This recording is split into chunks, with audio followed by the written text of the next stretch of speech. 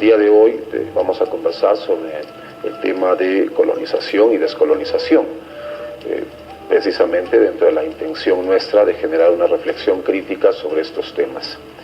Pero antes de hablar del tema, tenemos un compacto de entrevista, de participación de un importantísimo intelectual puneño radicado en Lima, y que en realidad se trata de un crítico cultural, un hombre vinculado a las letras y que siempre investiga sobre nuestros grandes literatos, intelectuales. Se trata de Dorian Espesúa Salmón. Bueno, es el hermano de Boris Espesúa Salmón, ¿no? Pero Dorian desarrolla una línea más de investigación crítica, de análisis cultural, y tiene un recorrido bastante interesante en ese campo. Así es que él va a hablar de algunos temas vinculados a Churata, Arguedas, y los dejamos para que escuchen a Dorian Espesúa. Los dos son escritores provenientes de la Sierra del Perú. Los dos son escritores que tratan el tema del indio, y los dos son escritores que tienen el proyecto de construir una lengua literaria para el Perú, ¿cierto? En algún caso uno más radical que el otro, Churata más radical que Arguedas, por supuesto, ¿no? Y curiosamente no se conocieron. Churata había leído a Arguedas, pero Arguedas no se tiene noticias, no se tiene datos de que Arguedas haya leído a Churata.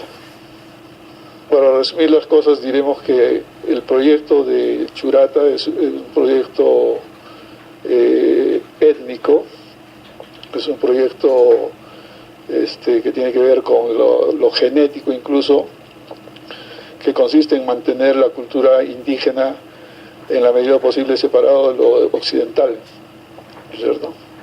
Heredero de Guamán Pomá de Ayala, Churata pensaba que los indios tenían que reproducirse para sobrevivir, y que el mestizaje en realidad conducía a la desaparición de los indígenas. Habría que preguntarse cuántos puneños se sienten indígenas y cuántos puneños se sienten mestizos en algún grado, ¿no es cierto? Entonces, el mestizaje es el camino más directo para la desaparición del indígena, y eso lo tenía claro Churata. En cambio, Arguedas, para resumir las cosas, diremos que su proyecto es el mestizaje, ¿no es cierto? El personaje principal de Arguedas no es el indio, sino el mestizo. La apuesta de Arguedas es por un Perú que integre lenguas, que integre culturas, y eso se concretiza, se materializa en el mestizo. Obviamente Arguedas, ¿no? Arguedas es el escritor más conocido a nivel mundial del Perú, digamos, ¿no? Yo diría que es más conocido que Vargas Llosa, incluso en el terreno internacional. Bueno, Arguedas es conocido gracias a Vargas Llosa, por supuesto. Vargas Llosa ha sido el principal difusor de la obra de Arguedas a nivel internacional, haciéndole propaganda en contra, por supuesto, también, ¿no? Los estudios de Churata están empezando. Yo diría que estamos en ciernes en relación a Churata. Todos los estudios que se han realizado hasta la fecha son esbozos sobre la obra de Churata, pero no hay un estudio completo, cabal, por ejemplo, sobre el pez de oro, ¿no es cierto? Y ni siquiera se han publicado las obras de Churata, no las conocemos en su totalidad. Además, ahí hay que fijarse en un dato peculiar, ¿no? No se sabe a ciencia cierta si el pez de oro de Churata es o no literatura. Puede ser considerado filosofía, puede ser considerado también un ensayo, ¿no es cierto? Entonces es una obra generológicamente fronteriza entre la literatura y la no literatura. Bien, han sido las palabras de Dorian Espesúa Salmón. Él es profesor de la Universidad Nacional Mayor de San Marcos, bueno, y no solo de San Marcos, también él dicta cátedra en varias universidades de la capital. Se trata de un crítico cultural que tiene unas observaciones bastante precisas, ¿no? En cuanto a este paralelo, ¿no?, entre Churata y Arguedas, entre un proyecto más propio y el proyecto de Arguedas, que es un proyecto más orientado hacia el mestizaje. Bueno, que al final los dos son dos de nuestros héroes culturales, ¿no? Se trata de dos personajes, dos grandes literatos que han producido sentido, un horizonte de sentido sobre el cual tenemos que caminar, discurrir, dialogar mucho, como creo que lo dice Dorian, ¿no? Sobre investigaciones todavía estamos en la etapa inicial, ¿no? En la etapa inicial de la investigación de la obra fundamentalmente de Churata, ¿no? Bueno, es importante que se siga desarrollando esos trabajos de estudios, de investigaciones, y esa parte interesante, ¿no? En el sentido de que la obra de Churata, ¿qué es, no? Si es literatura, es filosofía, que dijo que también es ensayo, ¿no? Entonces creo que son elementos interesantes que Dorian, como crítico cultural, está puntualizando, ¿no? Especialmente para todos quienes son churatólogos, ¿no? Que desarrollan un poco la investigación sobre nuestro gran héroe cultural. Bien, luego de la pausa vamos a desarrollar ya el tema de hoy, que es de colonización y descolonización. Para ello tenemos una invitada, una hermana que ha venido de Colombia. Ella es Vilma Almendra Quiwanas, pertenece al colectivo Pueblos en Camino. Ella es una indígena Nasa Misak. Y bueno, luego de la pausa vamos a conversar con ella sobre estos temas de descolonización, colonización. Vamos a una pausa y retornamos.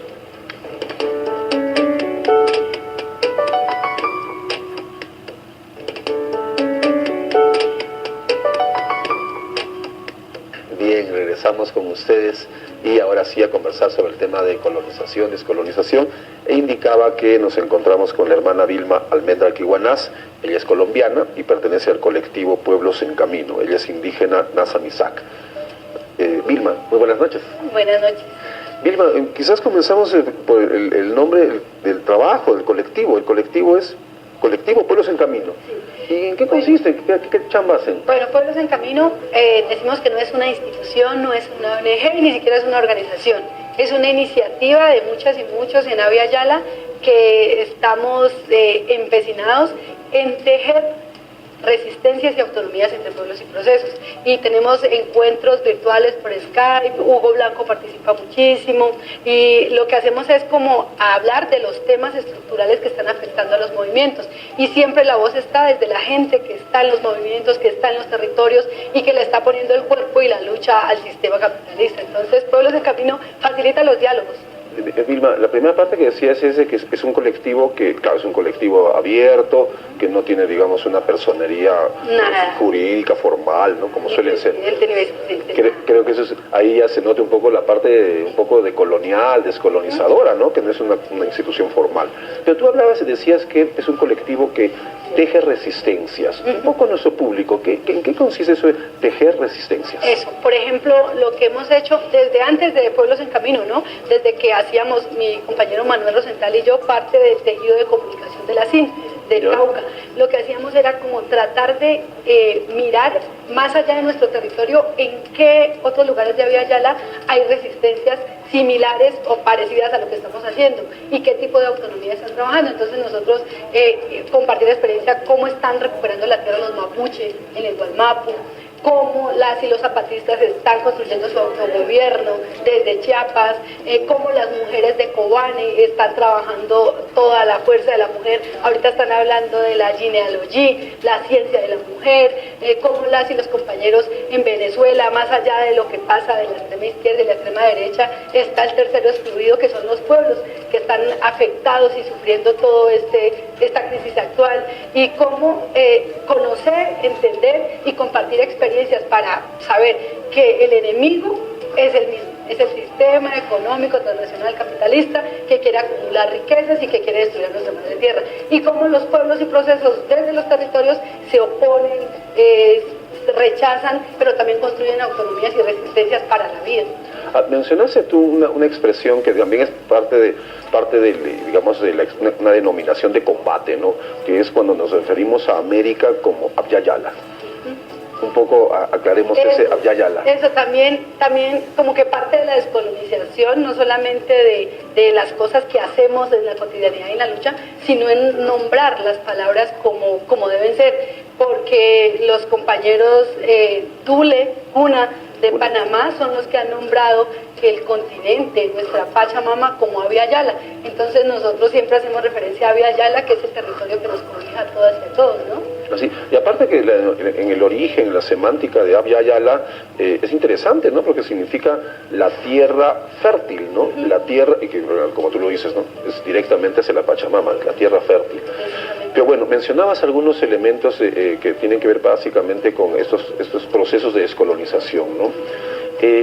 Pero a veces estos planteamientos, estas ideas, tienen que pasar por como es una especie de previa descolonización mental de muchas personas, ¿no? Porque todavía algunos piensan que el sistema en el que nos desarrollamos es un sistema natural, que así es, debe ser, así nacemos y así debe continuar, ¿no?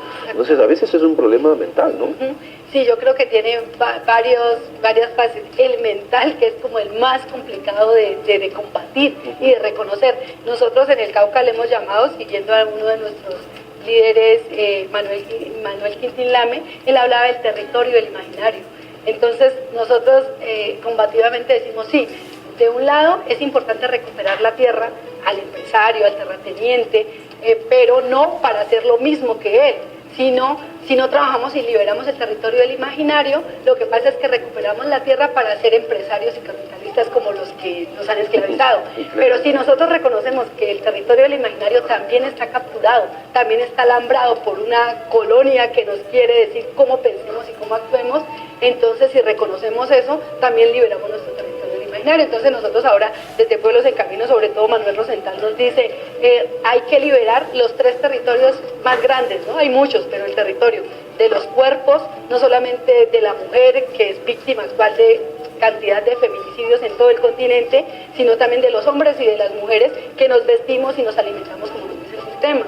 El otro cuerpo, que es el territorio del imaginario, liberarlo para no pensar colonialmente ni como nos dicta el sistema, sino como queremos ser, si queremos ser siendo indios e indias hoy según el contexto.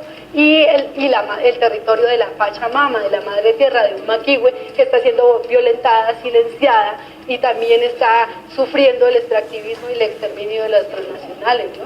Claro, lo que tú dices es interesante, porque estos territorios, ¿no? El territorio, el cuerpo como territorio, el imaginario como territorio y la tierra misma, ¿no? Propiamente dicha, el territorio. Es interesante que digamos el movimiento indígena, en realidad, el movimiento por los pueblos originarios, en realidad es un movimiento, no es un movimiento focalizado en una región, en un país, ¿no? Que tiene esa característica un tanto internacional, un tanto mucho más abierto y digamos, de ahí también se aprende mucho, ¿no? De esa, por ejemplo, mencionaste a los zapatistas, mencionaste hasta los mapuches, que en realidad experimentan procesos de autonomía, procesos de defensa del territorio, que son expresiones de la descolonización.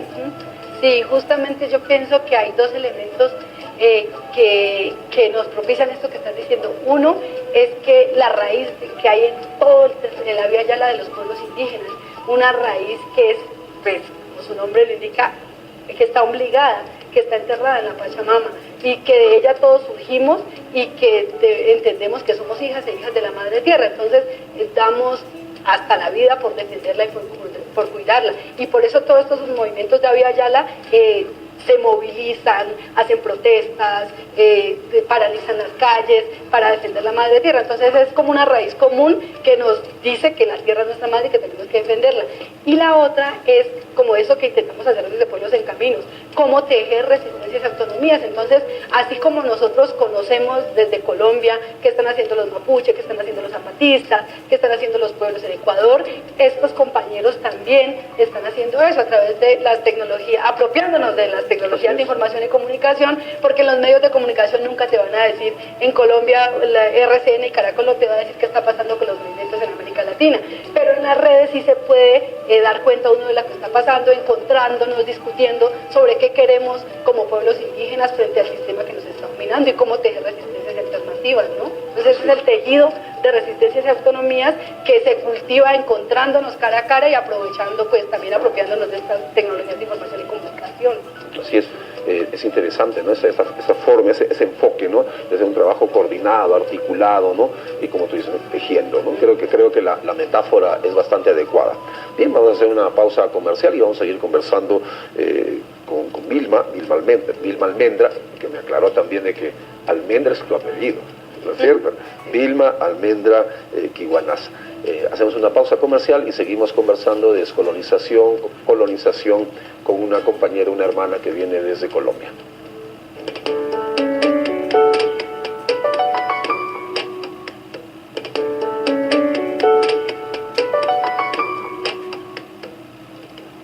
Bien, seguimos con ustedes en Diálogos, programa producido por IDECA, por el Instituto de Estudios de las Culturas Andinas. Y el día de hoy estamos desarrollando el tema de colonización, descolonización, un poco ir desde una perspectiva, lógicamente, porque tampoco hay muchas perspectivas con respecto al tema de la descolonización, al tema de la decolonialidad. Y Vilma nos está ayudando, Vilma Almendra de Colombia, nos está ayudando un poco a desbrozar el camino, y que tiene que ver mucho con el nombre colectivo, ¿no? Que es Pueblos en Camino. Vilma, la parte política, ¿no? O sea, una de las características de la acción política de los pueblos originarios en el Abya Yala, que es el nombre que deberíamos usar en términos de descolonización, es que es muy diferente, ¿no? En ese caso el tejido de alguna manera marca puntos diferentes, ¿no? A nivel de América Latina. Sí, precisamente yo creo que eso es parte de la colonización también, porque el legado que nos sigue dejando la colonización es que si queremos tomar el poder es solamente a través de los partidos políticos. Entonces, como que la mayoría de movimientos le apostamos a los partidos políticos, a las campañas electorales, a hacer alianzas, porque el hecho es ganar. Entonces, claro, uno ve el ejemplo de Bolivia, de Ecuador, con figuras más grandes, ¿no? Como Evo, como Correa, pero finalmente lo que uno se da cuenta después de los tiempos es que este sistema colonial, patriarcal, racista, capitalista, tiene esos espacios supremamente controlados. Ellos son los que ponen las reglas y las condiciones. Entonces vos vas ahí con un espíritu muy revolucionario y libertador y terminas siendo sometido al régimen y a la absorbido, ¿no? Uno termina siendo absorbido. Exacto, entonces también yo pienso que eso es parte de la conquista y que nosotros no hemos sabido diferenciar en que una cosa es la política electoral y otra cosa es lo político, comunitario. Entonces, como no diferenciamos, ponemos todos los huevos de la gallina en lo político y electoral, pero descuidamos nuestra asamblea como máxima autoridad, nuestra organización con los cabildos o con los ayllus, como tengamos en nuestra comunidad, descuidamos esa participación, no llamémosla democrática, sino una participación activa y permanente en los espacios comunitarios. Entonces me parece que si nosotros cuidáramos más eso propio que viene desde la tierra, como la asamblea, la minga, los trueques, esas formas de estar con la tierra más armónicamente y tuviéramos claro el horizonte político que queremos en este contexto que estamos, pues fácil podríamos mediar con esas estructuras, ¿no? Decir, listo, este es nuestro plan político de vida y para qué nos servirían estos partidos, pero ocurre lo contrario, que el partido político es el que impone cuáles son las reglas y lo que tienes que hacer, entonces terminas sumergido y son pocos procesos que subvierten eso, el ejemplo de las y los zapatistas, ¿no? Claro, justo respecto de eso, digamos, esos ejemplos esa otra forma de hacer política, ¿no? Otra forma de hacer política en la cual se valoran más elementos más originarios, ancestrales, propios, ¿no? Sin que eso signifique, yo pienso, ser una búsqueda del pasado, ¿no? Claro, no hay eso, ¿no? Pero ponías el ejemplo de los zapatistas. Los zapatistas tienen una forma autonómica, magistral, y que realmente es un ejemplo para la humanidad, ¿no? Claro. Porque ellos han decidido su autonomía de verdad, no la autonomía a veces un poco en la cual uno juega también a algunas relaciones con el sistema, sino es una autonomía propia, auténtica. ¿Tú crees que el ejemplo de los zapatistas pueda reproducirse en el futuro? Porque bueno, tenemos que pensar en el horizonte de sentido, ¿no? ¿Tú crees que es posible? ¿Será posible? Sí, yo creo que de hecho ese ha sido el efecto de las y los zapatistas. Por ejemplo, para mí era muy curioso, hace como 2 meses hablábamos con una compañera de Kurdistán que hace parte de la resistencia armada en Kurdistán, ¿no? Entonces ellos tienen espacios de, no sé cómo llamarle, no sé cómo llamar en la lucha armada ya, pero que tienen con nombres de los caracoles zapatistas.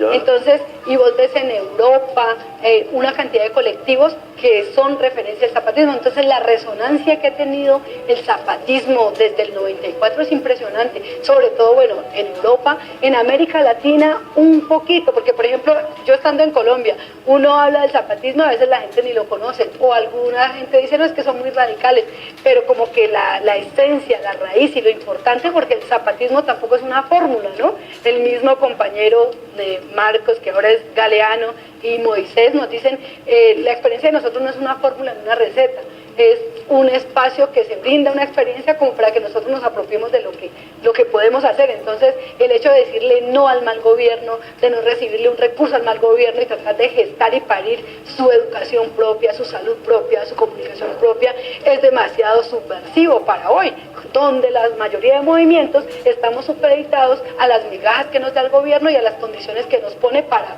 salud, educación, comunicación y para la vida en la comunidad, ¿no? Aparte que los zapatistas siempre tienen esa idea de que ese horizonte de sentido para los pueblos de América Latina no necesariamente tiene que ser copiándolos.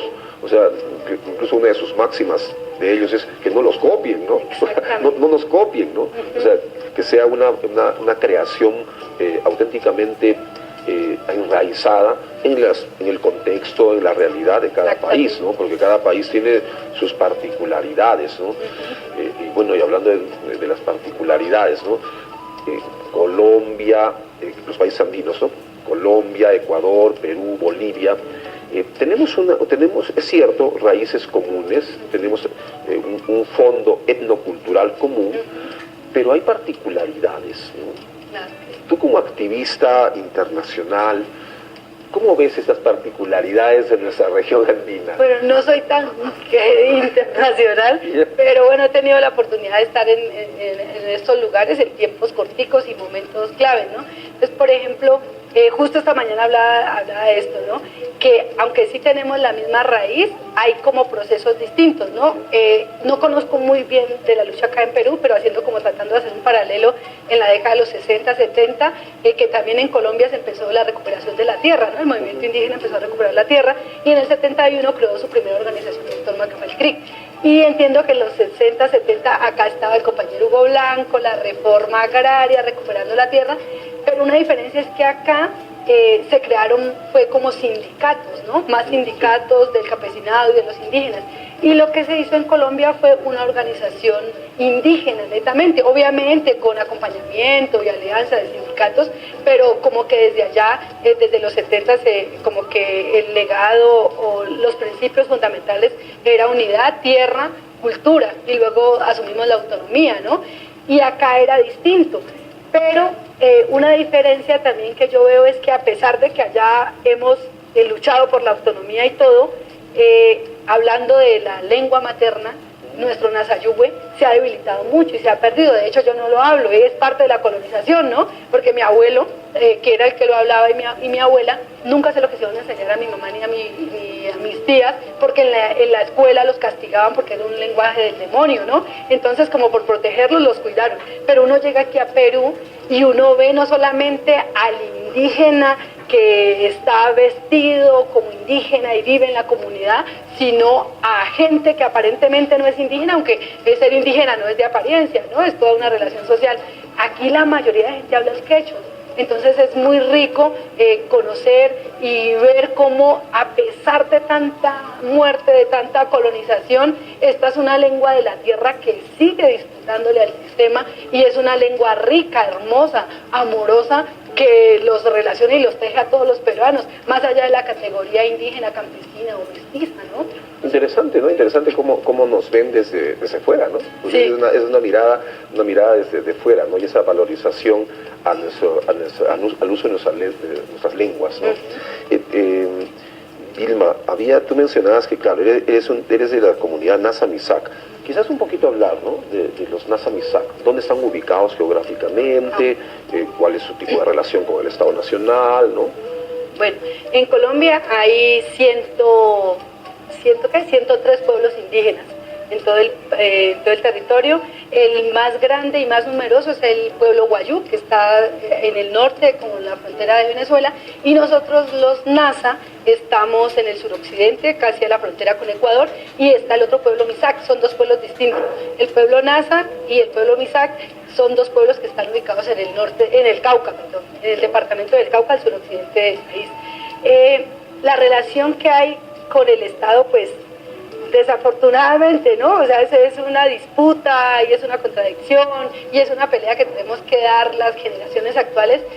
Siento que a pesar de que ha habido una lucha fuerte por la tierra y hemos ganado muchísimo en nuestra construcción de nuestro territorio y un mínimo de autonomía, por lo menos en pensar y planear lo que queremos, en los últimos tiempos, digamos que el sistema y el gobierno ha logrado cooptar y capturar a buena parte del movimiento indígena, justamente porque el movimiento indígena desde Colombia, particularmente desde el Cauca, ha sido como supremamente subversivo y ha tenido un horizonte autónomo emancipatorio, siempre anticapitalista, antisistémico, y como han habido movilizaciones gigantescas en contra de todos los proyectos de muerte, pues ya el terror y la guerra no funciona porque a pesar de toda esa muerte la gente se sigue levantando.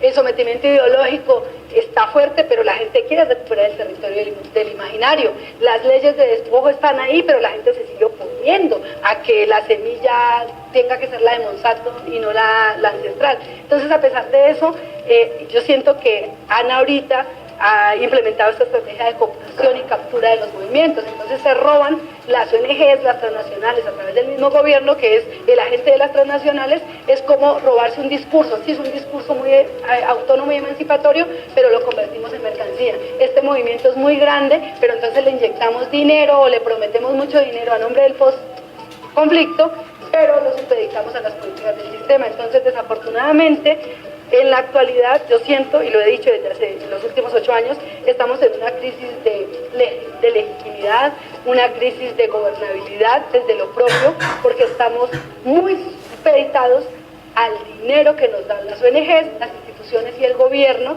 pero la agenda la pone el gobierno. Y la agenda que viene desde abajo, frente a los temas estructurales, críticos y de fondo, que están erosionando la autonomía y nuestra trama comunitaria, no son prioridad actual para las organizaciones e instituciones indígenas. Interesante esa perspectiva, ¿no? Que es, en mucho no en mucho, pero hay elementos muy parecidos con nuestra realidad, ¿no? Como también se encuentran algunos sectores de los movimientos indígenas en el Perú, de alguna manera cooptados, ¿no? Muy apretados, digamos, o aprisionados por las fauces del sistema. Bueno, vamos a seguir conversando con Vilma, vamos a hacer nuevamente una pausa comercial y seguimos conversando con Vilma Almendra.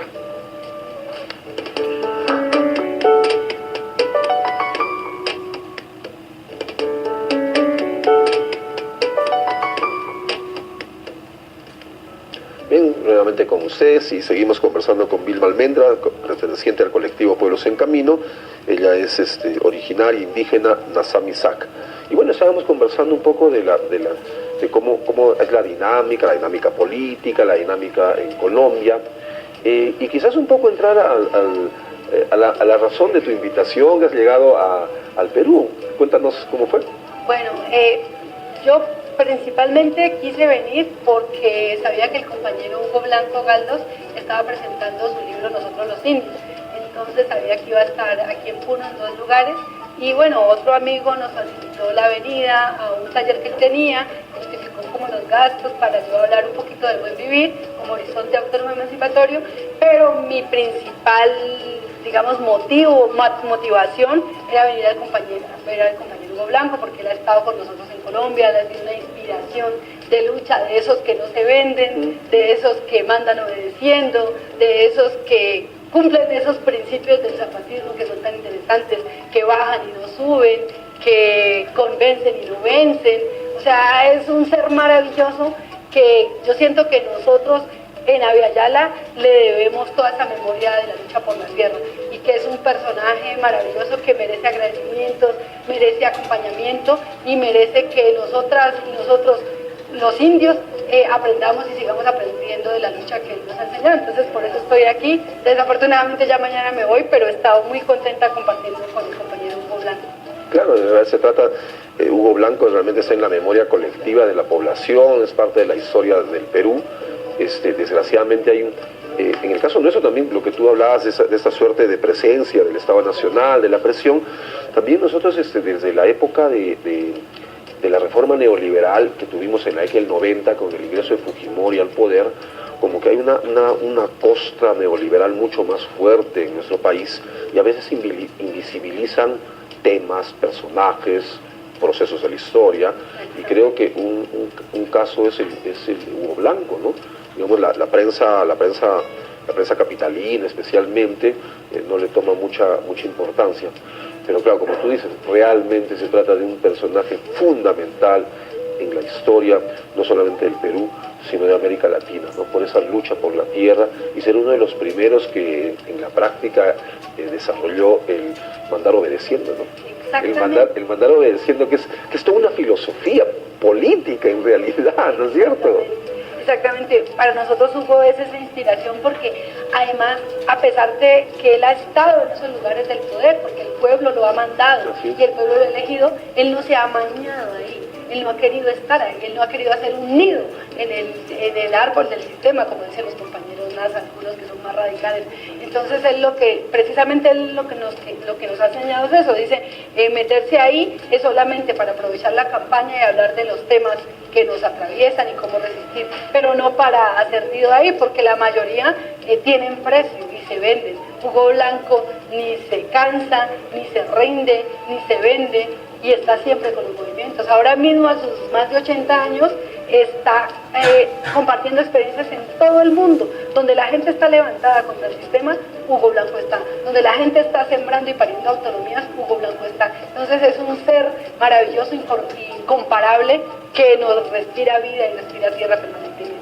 Así es, muchos compartimos tu concepto, ¿no? Tu punto de vista con respecto a Hugo Blanco. Pero un poco ya entrando, saliendo, mejor dicho, ya no entrando, porque estamos en la última parte del programa, menciona, digamos, en esa suerte de horizonte de la descolonización, aparece un concepto que tú has dicho y que has venido un poco a trabajar también, que es el del buen vivir.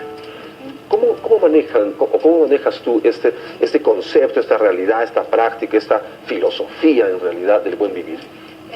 Hay muchas tensiones con el tema, ¿no?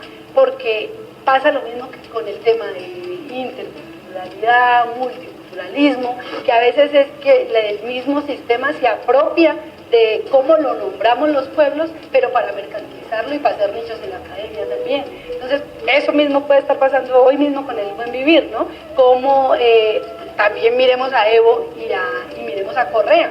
Está en la Constitución el derecho a la madre tierra y proclaman el buen vivir, pero en la práctica es extractivismo y es todo el deterioro y agresión a la madre tierra. Entonces, de un lado nosotros vemos cómo esa concepción filosófica indígena también se captura, se mercantiliza y se vuelve negocio y se vuelve discurso.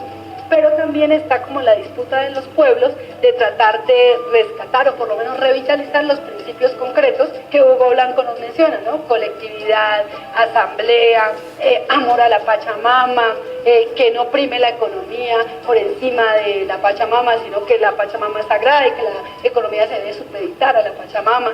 Entonces están todos esos principios que son maravillosos, son fundamentales, pero hasta dónde también nosotros como indígenas lo cumplimos, ¿no? Porque a veces también nos quedamos en el discurso y a veces muchos nos romantizan y dicen, bueno, el buen vivir es de los indígenas y hay que hacer esto. Pero nosotros también a veces somos muy buenos para nombrar la palabra, pero en la acción también negociamos con las mineras, negociamos con el gobierno, recibimos recursos que se vuelven políticas que están asimilando y capturando la lucha de los procesos. Entonces me parece que es una concepción en disputa y que depende, también no es un concepto, también como hay muchos intelectuales que lo trabajan, ¿no? Entonces me parece que nombrándolo es una concepción, pero nombrándola como concepto, como para generalizar, diría yo que no es un concepto cerrado, petrificado y que está en movimiento y que se construye según el contexto, la historia y de lo que yo quiero ser en este mundo, dependiendo no de la categoría que me da el sistema, sino de cómo yo me identifico: indígena, nasa, campesina, negra, feminista.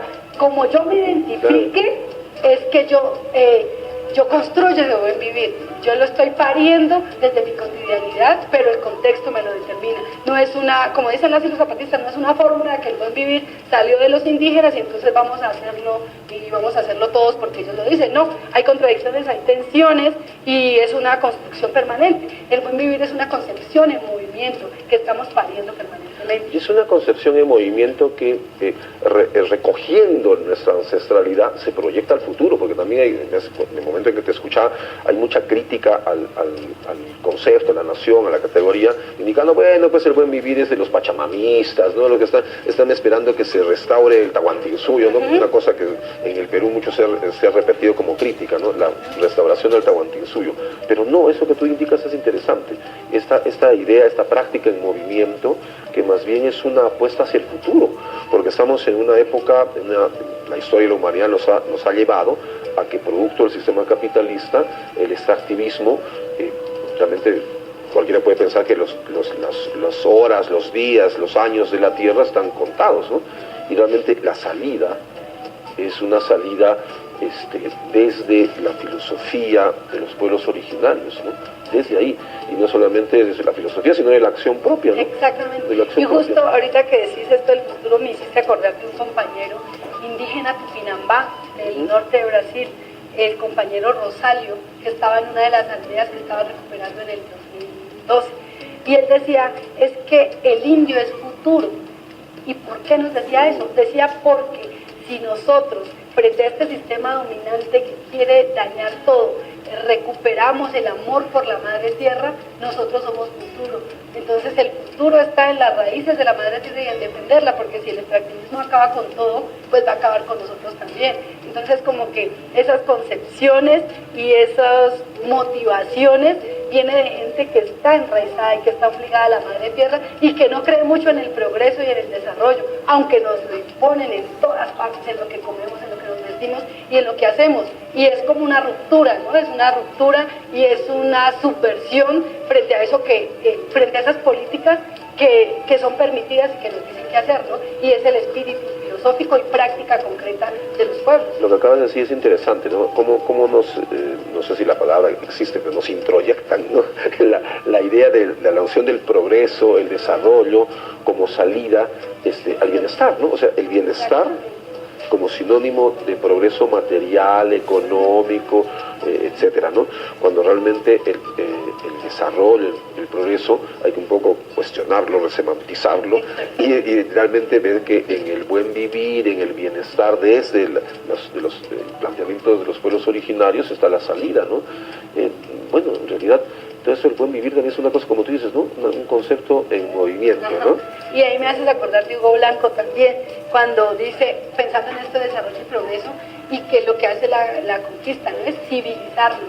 Entonces Hugo Blanco dice, a veces los pueblos indígenas nos ofendemos porque nos dicen salvaje, pero yo soy salvaje porque yo convivo con la Pachamama, defiendo la Pachamama y no la quiero destruir. Entonces, entre más salvajes seamos los pueblos originarios, más posibilidades de pervivencia y de vida armónica con la madre tierra. Claro, es igual que el concepto primitivo, ¿no? El concepto primitivo, si lo resemantizamos, nos damos cuenta que lo primitivo es sinónimo de lo primero.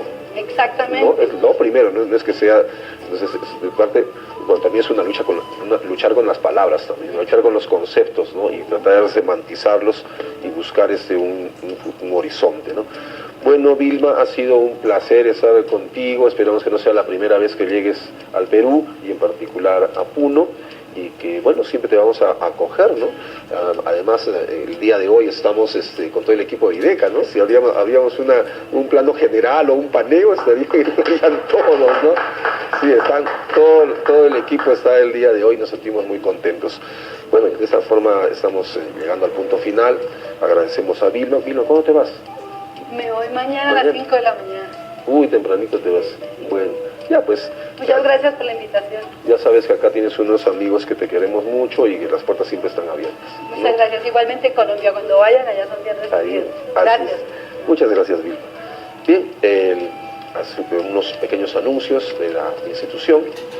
El Instituto de Estudios de las Culturas Andinas va a aperturar el diplomado de posgrado semipresencial en pensamiento andino y feminismo decolonial, ¿no? Un poco vinculado a lo que estamos conversando.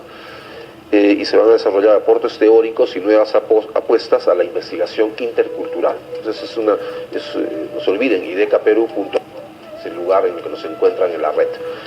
El cronograma de inscripciones y presentación de documentos es hasta el 5 de octubre, así que lo estamos anunciando con suficiente tiempo de anticipación, y el inicio de clases va a ser precisamente en octubre, el 6 de octubre.